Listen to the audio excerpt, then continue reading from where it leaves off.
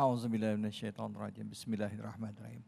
Assalamualaikum warahmatullahi wabarakatuh.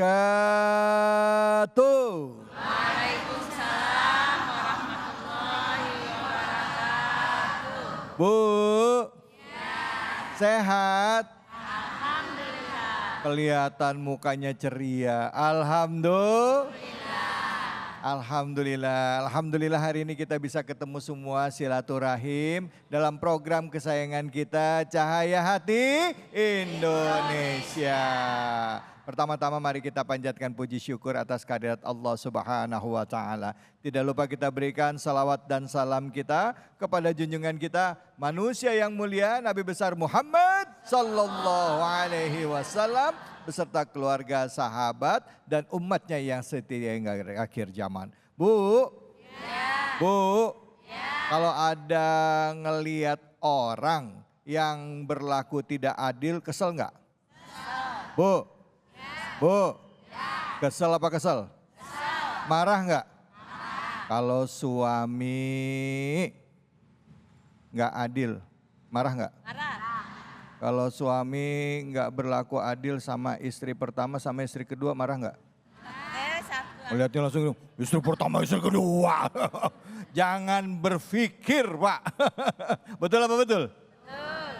Ngomong-ngomong soal keadilan, ada nggak manusia bisa berlaku adil? Nggak bisa. Saya lagi kesel banget Bu ngelihat sebuah peristiwa yang lagi rame di pengadilan yang lagi viral. Ada orang jualan ada di pengadilan ya gara-gara ranting ya ngambil 5 ranting itu divonis 5 tahun. Tapi ada orang terindikasi korupsi memang nggak cuma dia doang, rame 300 triliun 6,5 tahun. Bu, 300 triliun 6,5 tahun. Ya, adil nggak Bu? Tidak. Adil nggak Bu? Tidak. Dari mulai dakwaan awalnya aja cuman 12 tahun. Nah, kayaknya nggak adil ya Bu ya, kayaknya. Nah, ngomong-ngomong soal keadilan, kita akan coba kupas satu ayat surahnya, surah Al-Maidah ayatnya, ayat ke-8. Sudah hadir bersama kita guru kita Al-Habib Al-Mukarram Habib Isa Al-Kaf. Assalamualaikum warahmatullahi wabarakatuh. Waalaikumsalam Abang Bang David. Gimana kabarnya Bib? Sehat Bib? Alhamdulillah sehat. Bang David biar sehat juga ya. Alhamdulillah sehat Bib. Bib, fadhal Bib, silahkan ya Habib. Langsung kita bahas surahnya, surah Al-Maidah ayatnya ayat ke-8. Fadhal. Bismillah, alhamdulillah, wassalatu wassalam ala rasulillah wa ala alihi wa sahbihi wa mawala. Assalamualaikum warahmatullahi wabarakatuh. Warahmatullahi wabarakatuh. Alhamdulillah, summa alhamdulillah. Allah di akhir pekan, di saat semua orang berlibur, Allah masih kasih kita terhibur dengan ikut pengajian. Alhamdulillah. Bersyukur sama Allah Subhanahu wa taala. Hari Sabtu orang mah pada santai. Kita di pengajian juga merasakan rasa santai yang sama, rasa nikmat yang sama. Alhamdulillah. Ibu, saya mau ngasih satu cerita. Kalau kita pergi ke toko baju atau toko tas misalnya. Ada orang ganteng luar biasa. Datang ke toko tersebut, beli satu merek tas dikasih diskon 30%. Sementara kita mentang-mentang pakaiannya biasa aja, mentang-mentang muka kita biasa aja, kita beli tas dimahal-mahalin sama dia. Kira-kira ini adil apa enggak? Enggak adil. Kenapa? Karena enggak Membedakan. Apakah adil itu sama? Hah? Wah. Coba kita ambil kasus. Kalau memang adil itu sama artinya, coba pelajari kasus yang tadi dibacakan oleh Bang David. Ada orang maling kayu bakar, dihukum 5 tahun penjara. Sementara ada orang yang punya kuasa, maling duit rakyat ratusan miliar bahkan triliunan. Dihukum juga 5 tahun. Apakah ini adil? Tidak. Kan sama Bu, sama-sama 5 tahun. Karena adil itu artinya menempatkan sesuatu pada tempatnya. tempatnya. Lawan kata dari adil adalah zolim. Lim. Kata baginda Nabi Muhammad SAW, az-zulmu zulumatu yaumal qiyamah. Kezaliman akan menjadi kegelapan bagi orang yang melakukannya di hari kiamat. Orang yang zolim akan mempertanggungjawabkan apa yang dia zolimin nanti di hadapan Allah Subhanahu wa taala. Jangankan uang miliaran rupiah, uang sepeser pun kalau kita berlaku zolim, kita akan dipertanggungjawabkan di hadapan Allah Subhanahu. Wa ta'ala. Jangankan uang yang kita ambil, kita nganterin pulpen ke orang yang mau berlaku zolim, kita akan dikumpulkan bersama orang-orang zolim. Na'udzubillahimin. Zalik. Jangan sampai hilang keadilan di dalam diri kita, sehingga masuk kezoliman atau sifat zolim di dalam diri kita, sehingga kita dikasih kegelapan di hadapan perhitungannya Allah Subhanahu wa taala. Maka dari itu Allah Subhanahu wa taala memerintahkan kita, menekankan kita untuk berlaku adil, yang mana Allah Subhanahu wa taala firmankan di dalam surat Al-Maidah ayat 8 yang berbunyi, A'udzubillahi minasyaitonir rajim. Ya ayyuhalladzina amanu kunu qawwamina lillahi syuhada'a bil qist. Wahai orang-orang yang beriman, jadilah kalian qawwamin. Berasal dari kata qama yaqumu. Bahasa secara literal artinya berdiri. Apa artinya qawwamin? Orang yang menuntaskan pekerjaannya sampai selesai. Itu qawwamin. Lillah, karena Allah. Ibu-ibu dandan sampai selesai. Jangan dandan alisnya setengah doang, setengah lagi nggak digambar. Nah, nanti suami bukannya malah senang, malah takut. Dandan sampai selesai. Buat nyenengin suami dapat pahala di sisi Allah Subhanahu wa taala. Kunu qawwamina lillah. Jadikan pekerjaanmu yang kamu tuntaskan itu karena Allah, supaya bernilai pahala di sisi Allah Subhanahu wa taala. Garis bawah bil qist, dengan adil. Wala yajrimannakum, jangan sekali-kali kamu tergelincir dalam sebuah dosa, syana'anu qaumin alla ta'dilu. Karena kamu tidak bisa berlaku adil karena kamu benci sama satu kaum. Ada orang beli, mukanya putih luar biasa ganteng, mukanya kayak Lee Min Ho.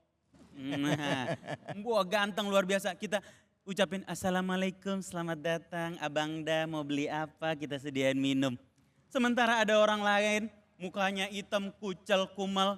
Kita bilang, apa kamu mau minta-minta? Enggak usah minta-minta katanya. Nah, itu namanya tidak berlaku adil. Mentang-mentang ganteng kita layanin, yang enggak ganteng enggak kita layanin. Padahal kita enggak tahu, siapa tahu yang enggak ganteng itu duitnya ganteng. Nah, berlaku adil itu menguntungkan diri kita, Ibu. Berlaku adil itu mendatangkan rahmat Allah Subhanahu wa taala. Berlaku adil itu menyelamatkan kita dalam kehidupan dunia maupun saat berada di hadapan perhitungannya Allah Subhanahu wa taala. I'dilu huwa aqrabu littaqwa. Berlaku adillah karena itu dekat dengan ketakwaan. Ketika kita berdekatan dengan ketakwaan, maka kemudahan dalam kehidupan akan datang kepada kita sesuai janji Allah. Wa may yattaqillaha yaj'al min amrihi yusra. Barang siapa yang bertakwa kepada Allah Subhanahu wa taala, maka Allah akan mudahkan urusannya. I'dilu huwa aqrabu littaqwa wattaqullah. Bertakwa sama Allah biar hidup kamu mudah. Bertakwa kepada Allah supaya Allah kasih kamu jalan keluar dari permasalahan. Bertakwa sama Allah supaya kamu dibimbing sama Allah. Wattaqullah, balik kepada Allah Subhanahu wa taala. Nurut sama perintah Allah, jauhi larangan Allah. Innallaha khabirum bima ta'malun. Karena sesungguhnya Allah Maha mengetahui hal yang sedetil apapun terhadap perilaku kita. Maupun kita lakukan itu di hadapan manusia ataupun gak ada manusia yang ngelihat. Mau terang-terangan, mau tersembunyi, perbuatan baik kita disaksikan oleh Allah Subhanahu wa taala. kezoliman kita pun disaksikan sama Allah Subhanahu wa taala. Mau dapat duit, mau nggak dapat duit, kebaikan kita pasti dibales sama Allah Subhanahu wa taala karena innallaha khabirum bima ta'malun. Karena Allah Maha mengetahui, Maha tahu, paham hal detil apapun yang kita lakukan terhadap apa yang kita kerjakan karena Allah Subhanahu wa taala. Maka jaga sikap kita untuk berlaku adil kepada siapapun walaupun agamanya, keyakinannya berbeda dari diri kita, kita harus berlaku adil untuk mendatangkan rahmat dari Allah Subhanahu wa taala. Wallahu a'lam bishawab. Masya Allah, terima kasih banyak Habib. Bu, Bu, udah jelas belum? Udah aja. Ada yang mau nanya? Silakan. Siapa yang mau nanya? Angkat tangannya. Angkat tangannya. Ya. Oke, mana-mana nih yang mau nanya? Silakan. Mana? Ya, Ibu. Nama dan pertanyaannya apa? Assalamualaikum warahmatullahi wabarakatuh. Waalaikumsalam warahmatullahi wabarakatuh. Nama saya Siti dari Majelis Taklim Himatul Aliyah. Ingin bertanya Ustadz? Ya, silakan. Bagaimana dengan kita yang sering rajin ibadah, sering sholat, sering melakukan kebaikan lainnya, tapi selalu Allah uji, baik itu dengan pasangan, suami, atau dengan keuangan atau lainnya, dibandingkan dengan mereka yang selalu lalai, tidak pernah sholat, tidak pernah melakukan ibadah lainnya. Apakah Allah tidak adil Ustadz? Itu aja pertanyaan Ustadz. Terima kasih. Assalamualaikum warahmatullahi wabarakatuh. Waalaikumsalam. Ibu, maaf, nama Ibu siapa? Siti. Ibu Siti. Ya. Ini Ibu Siti mempertanyakan keadilan Allah ini. Wah. Ngeri. Nggak apa-apa. Makasih ya Bu ya. Ini sering ini Habib, maaf ya. Kadangkala, maaf diluruskan. Sering kali pertanyaan ini muncul pada saat kita sedang gelisah, kesel, dan pada saat kita sedang down banget. Ini kayak ngeluh sebenarnya, ya, ngeluh ya. Silahkan Habib. Bismillah, sering kita itu kalau lagi susah ingat sama Allah. Tapi kalau lagi senang lupa sama Allah. Betul. Kalau lagi susah kita bilang Allah mana sih nggak nolongin saya. Iya. Tapi kalau lagi senang ini adalah usaha saya. Iya. Tapi sebenarnya susah ataupun senang, dua-duanya itu ujian dari Allah. Tadi mbaknya nanya, kenapa sih kita selalu diuji? Padahal kita dalam ketaatan, ketakwaan, justru karena kita berada dalam ketaatan, ketakwaan, kita diuji buat naikin derajat kita di sisi Allah Subhanahu wa taala. Dan ujian itu nggak bisa kita pingkul. Gak mungkin gak dilewatin sama kita. Kata Allah, la yukallifullahu nafsan illa usaha. Allah gak mungkin membebani kita kecuali kita mampu melewati itu semua. Siapa yang lulus dari ujian? Yang ketika melewati ujian tersebut, dia makin dekat sama Allah. Siapa yang gak lulus? Yang ketika melewati ujian tersebut, dia makin jauh dari Allah Subhanahu wa taala. Barangkali mereka yang lalai diuji dengan harta, tapi dengan harta tersebut mereka makin jauh sama Allah. Berapa banyak orang yang kaya raya luar biasa, mobilnya mewah-mewah, rumahnya besar sekali, tapi mobilnya nggak berhasil mengantarkan anak dan istrinya sholat ke masjid sekalipun dalam hidupnya. Berapa banyak orang yang rumahnya mewah luar biasa, tapi rumahnya nggak bisa menyatukan keluarganya dalam ikatan yang harmonis. Kenapa? Karena keberkahan harta itu tergantung pada kehalalan kita dapatnya. Kalau halal dia akan membawa keberkahan, kalau haram dia akan memecah belah satu sama lain. Na'udzubillahimin dzalik. Jadi kalau kita bertanya kenapa sih kadang-kadang kalau kita lagi taat kita malah diuji dengan harta kita. Karena Allah pengen naikin derajat kita di sisi Allah Subhanahu wa taala. Kata Allah dalam sebuah hadis qudsi, "Wa man taraka li ajli a'taituhu fawqal mazid." Siapa yang meninggalkan sesuatu karenaku, maka aku akan gantikan untuknya sesuatu yang jauh lebih indah di sisi Allah Subhanahu wa taala, jauh lebih indah dari apa yang dia tinggalkan, jauh lebih indah dari apa nikmat kemaksiatan yang barangkali dia tinggalkan karena dia takut sama Allah Subhanahu wa taala. Allah akan gantikan dengan nikmat yang kita ridhoin dan diridhoin oleh Allah Subhanahu wa taala sebagaimana janjinya dalam surat Ad-Duha, wala saufa yu'tika rabbuka fatarda. kita akan dikasih nikmat yang kita ridhoin dan diridhoin oleh Allah Subhanahu Wa ta'ala, Masya ya Allah. Allah. Ini kan berarti ada orang yang mempertanyakan keadilan Allah, apakah Allah ini adil. Nah kalau Ya. kita sampai berpikiran seperti itu Bib, ya. Ya nauzubillah min dzalik kan berarti kan Ya. salah ya pemikiran kayak gitu ya. Berarti kan sebenarnya Allah itu sedang menguji kita. Kan begitu ya Bib, mesti dilurusin. Nah kalau sampai ada pemikiran salah seperti itu, buru-buru istighfar Bib. Taubat. Tapi kadang-kadang pemikiran itu datang karena Allah pengen kasih hidayah buat dia. Oh. Pemikiran itu datang karena Allah pengen ngajarin dia. Ajarin dia, iya gitu. Baik, Masya Allah. Terima kasih banyak Habib. Ya, sama-sama. Alhamdulillah. Bu. Bu. Jangan ya. Bu, yang tadi saya ajarin gimana? Kalau saya bilang, Bu, yes. Bu, yes. Bu, yes. Jangan kemana-mana, tetap di Cahaya Hati Indonesia. Hasbunallah wa ni'mal wakil.